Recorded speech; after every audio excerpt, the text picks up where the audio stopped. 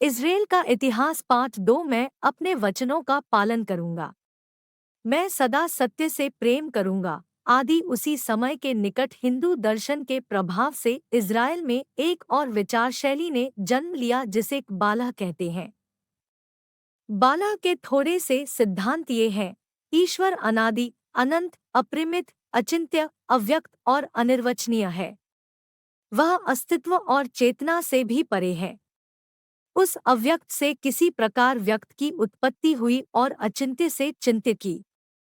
मनुष्य परमेश्वर के केवल इस दूसरे रूप का ही मनन कर सकता है।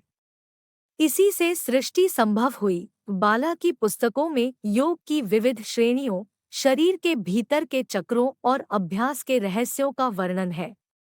यहूदियों की राजनीतिक स्वाधीनता का अंत संपादित करे। यहूदियों की राजनीतिक स्वाधीनता का अंत उस समय हुआ जब सन 66 ईपू में रोम के जनरल पाम्पे ने 3 महीने के घेरे के पश्चात जेरूसलम के साथ साथ सारे देश पर अधिकार कर लिया। इतिहास लेखकों के अनुसार हजारों यहूदी लड़ाई में मारे गए और 12,000 यहूदी कत्ल कर दिए गए। इसके बाद सन 135 ई में रोम के सम्राट हाद्रियन ने जेरूसलम के यहूदियों से रुष्ट होकर एक यहूदी निवासी को कत्ल करवा दिया। वहां की एक ईंट गिरवा दी और शहर की समस्त जमीन पर हल चलवाकर उसे बराबर करवा दिया। इसके पश्चात अपने नाम एलियास हाद्रियानल पर एंग्लिया कावितोलिना नामक नया रोमी नगर उसी जगह निर्माण कराया और आज्ञा दे दी कि कोई यहूदी इस नए नगर में कदम न रखे। नगर के मुख्य द्वार पर रोम के प्रधान चिन्ह सुअर की एक मूर्ति कायम कर दी गई। इस घटना के लगभग 200 वर्ष बाद रोम के पहले ईसाई सम्राट कॉन्स्टांतीन ने नगर का जेरूसलम नाम फिर से प्रचलित किया। 6ठी ई तक इज़राइल पर रोम और उसके पश्चात पूर्वी रोमी साम्राज्य बीजोंतीन का प्रभुत्व कायम रहा। खलीफा अबूबकर और खलीफा उमर के समय अरब और रोमी बाइजेंटाइन सेनाओं में टक्कर हुई। सन 636 में खलीफा उमर की सेनाओं ने रोम की सेनाओं को पूरी तरह पराजित करके फिलिस्तीन पर, जिसमें इज़राइल और यहूदा शामिल थे, अपना कब्जा कर लिया।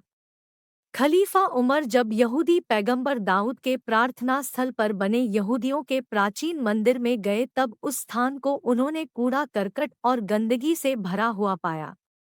उमर और उनके साथियों ने स्वयं अपने हाथों से उस स्थान को साफ किया और उसे यहूदियों के सुपुर्द कर दिया। प्रथम क्रूस युद्ध के समय यरूशलेम की घेराबंदी 1099 इज़राइल और उसकी राजधानी यरूशलेम पर अरबों की सत्ता सन 1099 ई तक रही। सन 1099 में जेरूसलम पर ईसाई धर्म के जानिसारों ने अपना कब्जा कर लिया और बोलोन के गाडफ्रे को जेरूसलम का राजा बना दिया। यरूशलेम राज्य की स्थापना हुई जो रोमन कैथोलिक राज्य था। ईसाइयों के इस धर्मयुद्ध में 5,60,000 सैनिक काम आए।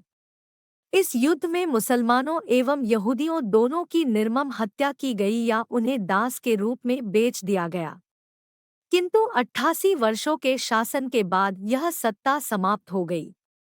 क्रूसेड या क्रूस युद्ध जिसे सीनेट कहते हैं, इसमें 120 सदस्य सानुपातिक प्रतिनिधान की चुनाव प्रणाली द्वारा प्रति 4 वर्षों के लिए चुने जाते हैं।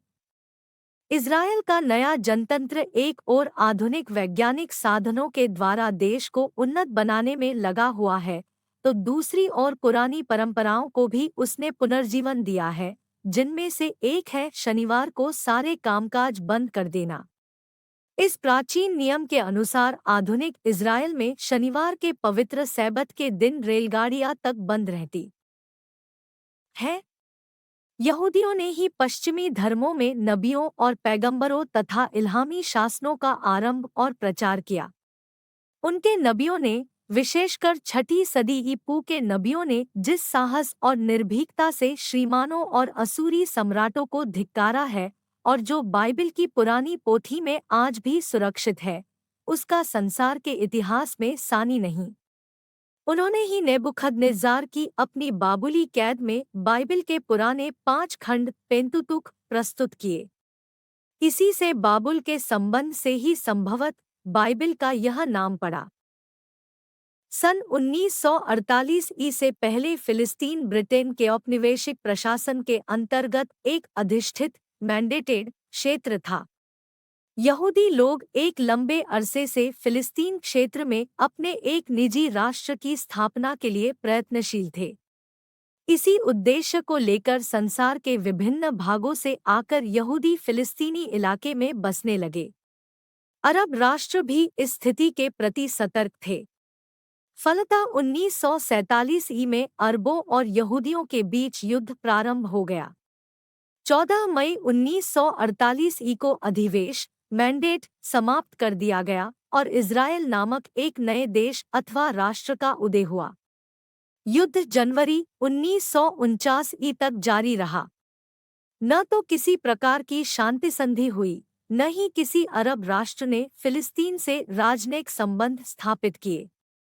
सन 1957 में फिलिस्तीन ने पुनः जॉर्डन तथा लेबनान से मिलकर स्वेज की लड़ाई में गाज़ा क्षेत्र में अधिकार कर लिया, परंतु संयुक्त राष्ट्र संघ के आज्ञानुसार उसे इस भाग को अंततः छोड़ना पड़ा।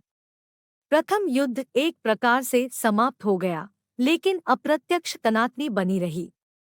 1967 ई में स्थिति बहुत खराब हो गई और इज़राइल सीरिया सीमा क्षेत्र में हुई झड़पों के बाद मिस्र ने की सीमा पर अपनी सेना बड़ी संख्या में तैनात कर दी। राष्ट्रसंघीय पर्यवेक्षक दल को निष्कासित कर दिया गया और रक्त सागर में की जहाजरानी पर मिस्र द्वारा रोक लगा दी गई। जून के 5 से 6 की रात्रि को इज़राइल ने मिस्र पर जमीनी और हवाई आक्रमण शुरू कर दिए। जॉर्डन के विरुद्ध युद्ध में सम्मिलित हो गया और सीरिया की सीमाओं पर भी लड़ाई जारी हो गई। 11 जून को राष्ट्रसंघ द्वारा की गई युद्धविराम की अपील लगभग सभी युद्धरत राष्ट्रों ने स्वीकार कर ली, लेकिन इस समय तक गाज़ा पट्टी, स्वेज नहर के तट तक सिनाई प्रायद्वीप के भूभाग, जॉर्डन घाटी तक जॉर्डन के भूभाग, जेरूसलम तथा गैलिली सागर के पूर्व में स्थित सीरिया के गालन नामक पर्वतीय भाग, जिसमें क्यूनेत्रा नामक नहर भी है, पर अधिकार कर चुका था। जेरूसलम को तत्काल फिलिस्तीन का अभिन्न अंग घोषित कर दिया गया, लेकिन शेष विजित इलाके को अधिकृत क्षेत्र के रूप में ही रखा गया। फरवरी 1969 ई में लेवी एशकोल की मृत्यु हो जाने पर श्रीमती जमाल अब्दुल प्रधानमंत्री नियुक्त हुए और अक्टूबर 1969 ई के चुनाव में उन्हें पुनः प्रधानमंत्री चुन लिया गया। युद्धविराम रेखा पर और विशेष रूप से अधिकृत स्वेज क्षेत्र में तथा अरब राष्ट्रों एवं फिलिस्तीनी गुरिल्ला संगठन के बीच छोटी-मोटी झड़पें चलती रहीं, जिनका अंत अगस्त 1970 ई में हुए युद्धविराम समझौते के बाद ही हुआ।